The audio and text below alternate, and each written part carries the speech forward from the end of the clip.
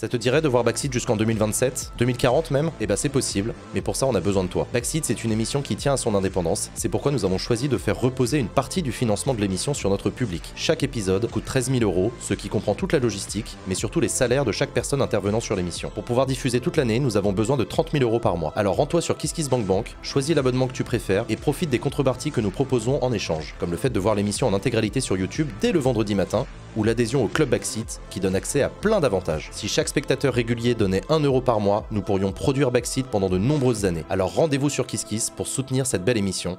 Et tout de suite, ta VOD. On va en parler juste après la chronique de Vincent. C'est parti pour le PowerPoint de Vincent, mesdames et messieurs.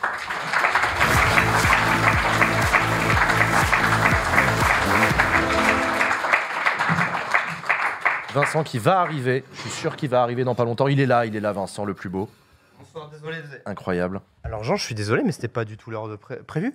On a 5 minutes d'avance. 5 minutes d'avance, bah voilà, je suis désolé en fait. Il y a un moment, moi je suis professionnel, voilà. Je vais brancher ça tout de suite. Vas-y, occupe-toi de te brancher, de t'installer tranquillement, etc.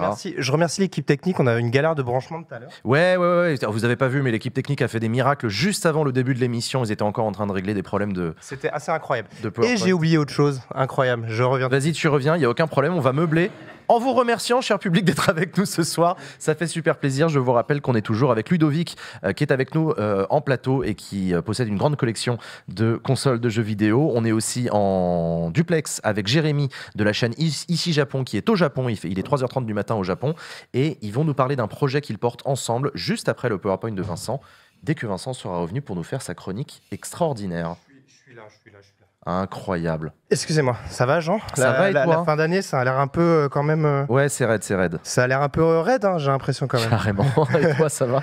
Bah écoute, moi je suis convaincu que l'effondrement, le point de bascule, le point de départ de l'effondrement, ça sera les JO 2024. D'accord. Pourquoi vous rigolez? Enfin, c'est pas une blague. Alors attendez, là normalement on est branché, je peux lancer, c'est bon? Est-ce qu'on reçoit bien? La régie, vous me dites, est-ce que vous recevez bien ou pas? Oui, super, la réponse est oui. Super. Let's go. Alors aujourd'hui, déjà j'étais pas là la semaine dernière, j'en suis désolé, mais je vais laisser un peu de côté l'IA pour revenir sur un de mes sujets de cœur. Une passion de longue date même, on va dire, la transparence des partenariats chez les influenceurs. C'est vraiment un petit peu ce qui me fait me lever le matin, on va dire. Alors pas de king shaming, hein, chacun ses goûts, moi je juge pas les vôtres, donc voilà.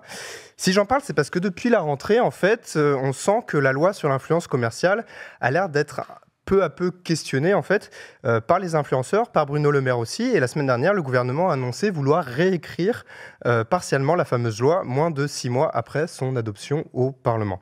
Ce qui m'a donné envie de poser la question. Alors, attendez. Des fois, ça met un peu de temps à... La loi sur les influenceurs est-elle un fail? Parce qu'à la base... Bonne question. C'est une bonne question, tu trouves? Mais c'est une bonne question. Rappelle-toi, on avait reçu sur ce plateau les deux... Mais je vais en parler. Ah non, je vais en parler, mais c'est incroyable. Il y a une petite image après, t'inquiète. Parce qu'à la base, tout le monde avait l'air d'accord pour dire que c'était plutôt une bonne loi, hein, pour le coup. Si on met de côté le cafouillage bizarre qu'il y avait eu autour de la tribune des influenceurs, je sais pas si vous vous souvenez, Squeezie, tout ça, tout le monde disait j'ai signé, j'ai pas signé, genre de choses. Le texte était plutôt bon, il visait à rendre obligatoire donc, la transparence des partenariats, à signaler les images retouchées et aussi à interdire certaines promotions comme celle de la chirurgie esthétique, les jeux d'argent et de hasard, etc. etc. Et on recevait en plateau, il y a quelques mois, les deux porteurs de la loi, notamment Arthur Delaporte et Stéphane Vogetta. Et ils semblaient plutôt contents à l'époque, tout le monde avait l'air de bonne loi là-dessus. Et il faut avouer que la loi a son petit effet, moi, qui est fait de ce sujet un peu un cheval de bataille personnel sur les placements de produits déguisés, force est de constater qu'il y a des améliorations. J'ai un exercice d'ailleurs pour vous à vous donner. Je vais vous montrer des stories qui remontent à 2-3 ans facilement. Voilà, donc là, c'est des stories de différents influenceurs. Et est-ce que vous pouvez repérer à l'écran les mentions de partenariat par exemple, je pense, Carlito, malheureusement, il n'avait pas mentionné que c'était un partenariat à l'époque.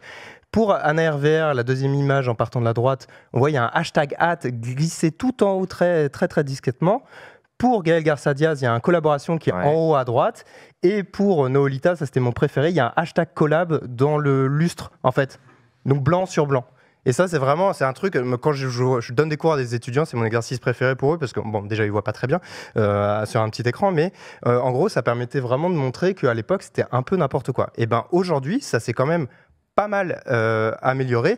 Donc les mentions, elles apparaissent un peu plus clairement, hein, collaboration commerciale. Des fois, elles sont quand même un petit peu petites, notamment sur une vidéo de Squeezie, mais il y a vraiment le mot publicité, par exemple, qui apparaît, ce qui est quand même assez inédit aujourd'hui.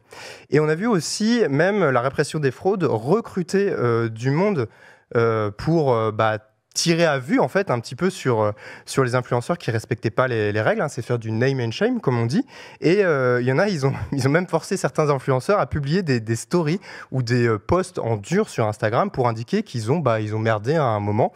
C'était assez impressionnant de voir des influenceurs tout d'un coup un petit peu se faire taper sur les doigts.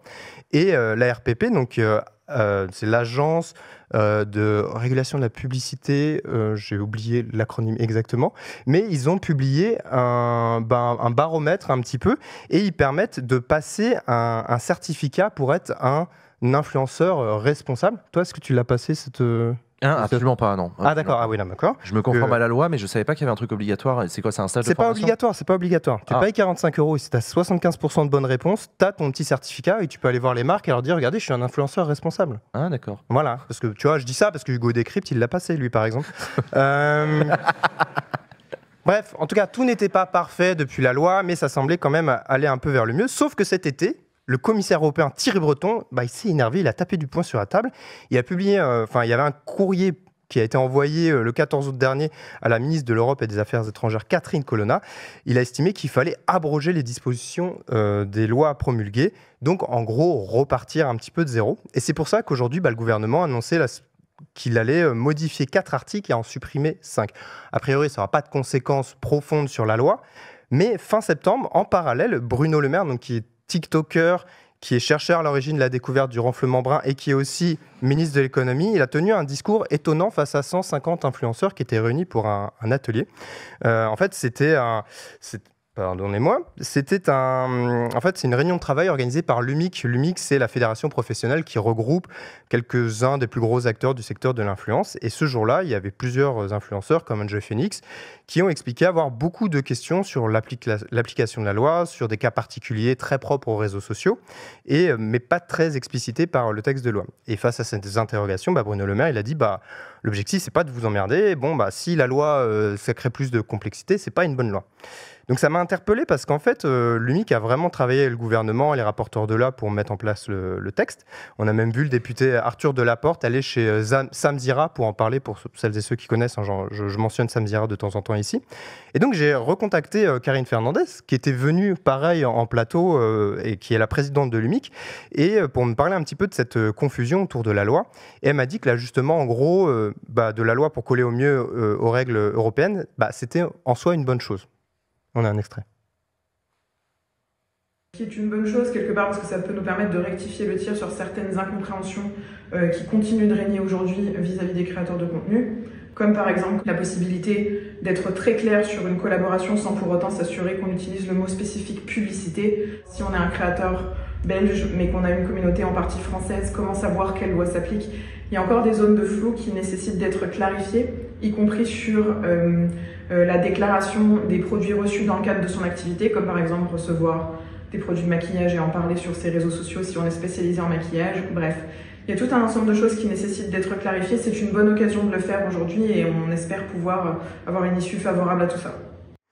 Et c'est vrai qu'au quotidien, moi, en regardant les influenceurs, je me pose quand même pas mal de questions. Par exemple, ce soir, je porte une casquette qu'un ami m'a offert, mais c'est une casquette, il porte aussi le nom d'une chaîne YouTube qu'il a créée avec un ami à lui. Et aux yeux de la loi, si je prends le texte de loi stricto sensu, techniquement, je devrais le signaler, dire que c'est un cadeau que j'ai reçu. D'accord. Parce que, mine de rien, ça fait la promotion d'une chaîne YouTube. Donc, ce soir, et pour pas me faire attraper le col, prendre une clé de bras par des agents de la répression des fraudes, je vais juste faire un petit disclaimer rapide. Voilà, j'espère que c'est assez clair. Je le laisse une seconde ou deux, comme ça, la DGCRF, vous prenez bien le temps. Voilà. C'est une collaboration commerciale non rémunérée, hein, si je reprends le terme exact de la loi. Mais j'ai aussi d'autres exemples qui m'empêchent de dormir. Léna Situation, par exemple, récemment, elle a été invitée par Airbnb à aller en Écosse pour passer une nuit dans une réplique de la maison de Shrek construite par Airbnb. Donc jusque-là, elle a expliqué, elle a dit voilà, invitation, collab commercial, etc. C'était très clair.